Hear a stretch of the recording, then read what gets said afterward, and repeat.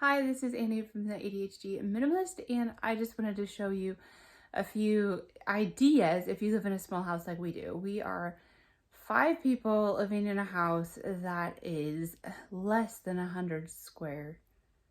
It's less than 100 square meters, which I believe then is less than 1,000 square feet. I might have to do some research on that. But it's about 100 meters squared, a little bit less than that. And so it's not a huge house. The average house in Sweden is about 120 square meters. So anyway, we have 20 square meters that we're missing compared to the average house. And we've kind of had to do some tricks to get stuff into the house because there were no closets or there was nowhere to put storage or anything when we moved in. So I was just going to take you around and show you a little bit.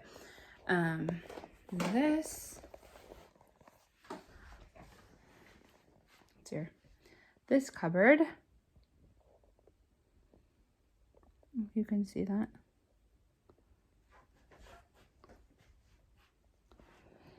This cupboard here, and you can see part of my kitchen. I need to take out some stuff we have in bags, but that cupboard there is stuff that we made out of a bunch of bureaus from secondhand stores.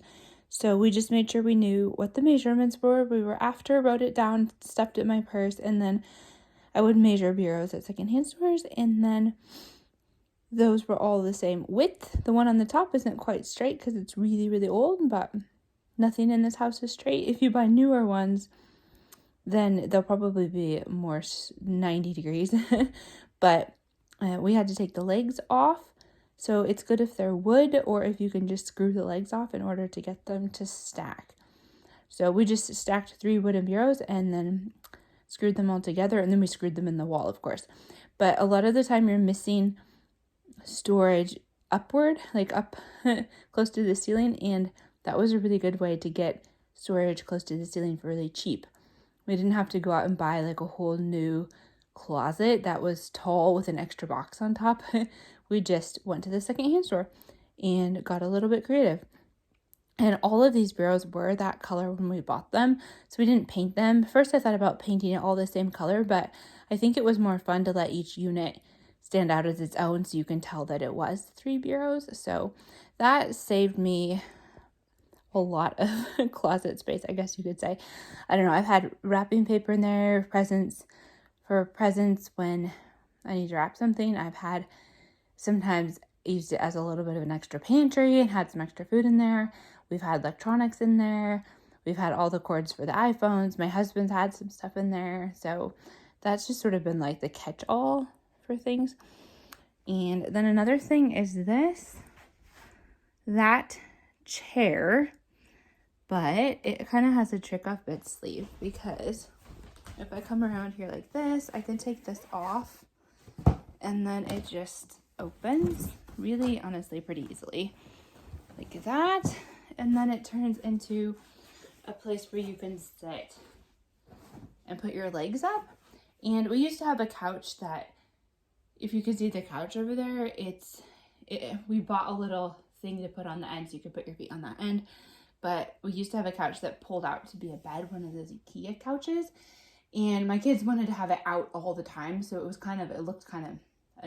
annoying to me because it didn't look very nice when they kept pulling out the bed part. So this was sort of a compromise to make things look nice and still be able to have some places to put your feet up. Also, we are 5 people, so we didn't really fit all of us on that couch. So I can sit here with our youngest and watch a video if we all want to watch together. And so it was a way to make everybody really comfortable. This part actually folds down to make an extra bed if you needed to have some people sleep over in the living room. We don't have a guest room in the house. We do have a separate guest house, but it's pretty cold out there in the winter. So in the winter, if we had to have somebody sleep in here, that would be a good option. Another thing, sorry, I haven't actually cleaned my house. I'm just sort of giving you the lowdown, and it's just the way it is. We have these cupboards here. I guess I should probably back out a little bit. See if you can see the whole thing. Okay. You can see that. There are cupboards and drawers. And then my husband built the top row that kind of went up to the ceiling. But these are just old, I don't know, here's like some workout stuff in this one. They're old drawers. And here you can see here that they're kind of coming apart at the edge. But anyway, these drawers are from the 50s or the 40s. And that one needs a little bit of glue. But in general, these are, I think this is like paper for the printer, mainly coloring books. In general, like, I mean, they have these really nice corners. They were machine made, but they're really good quality. So they're not just going to fall apart right away. So if somebody was getting rid of these, and instead of just throwing them away, we could repurpose them as storage for our living room, because there was no closets in this entire house. We didn't have anywhere to put stuff. So we just sort of like made the 3 weird cupboards you see at the top. That one, and that one. And there's a lot of storage in here. I mean, some of it we should probably go through again. This is where we have games up there. So, I mean, just general storage. Like, everybody needs some storage, even if you're doing a really good job at, at decluttering and stuff, you still have to have storage. There are still things, like if you have a family, you have games, one of these things has Play-Doh in it, you just have some stuff, like creative craft stuff and things that your kids need to have. And I mean, they need those things to be able to play and learn and be creative. You just don't want them taking over your house. Let's see, another thing that we have, let's see here, there's that, our over by the TV, it always tends to get a little bit messy with cords and stuff. So my next project is building like a built-in across that entire wall to go under the TV, and then maybe to get a TV that mounts on the wall. Anyway, so that's sort of the dream of like my winter project. And here, I'm getting too close to stuff all the time, sorry. That is where I sit and I do my sewing, or sometimes I sit and I do writing or something. But this is a good desk, because sometimes you don't want to have stuff out where people can see it all the time. Oh, sorry, first I actually have to pull these out. This is an antique, but you can buy similar things to this new. Then sometimes they'll have chains that hold it up here, or some kind of other way to stabilize the desk. But so anyway, it looks like this. And I don't know, I just sort of hid some stuff in here. I know we went on a road trip in the States. We actually live in Sweden, but I'm originally from the States. My husband wanted to like mark out where we went.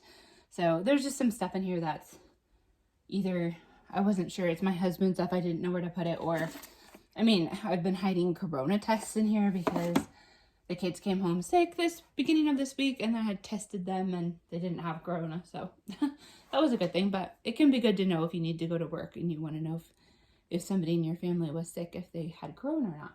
But so, I mean, I just have like office supplies in here. Like these are pens, and I think those are Sharpies. And here I have pencils, Eversharps.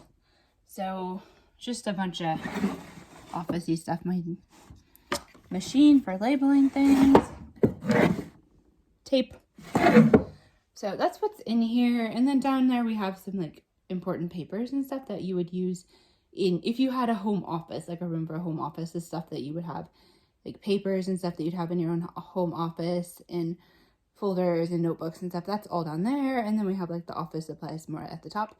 But this is our home office in a desk, and you can fold it up and you don't have to look at it. So this was a really great space-saving piece of furniture that I'm really happy for. And the last thing I guess I'll show you is, well, like this. See, my kids were learning how to do this like finger weaving, or these like loop weaving looms, I guess that's what it's called.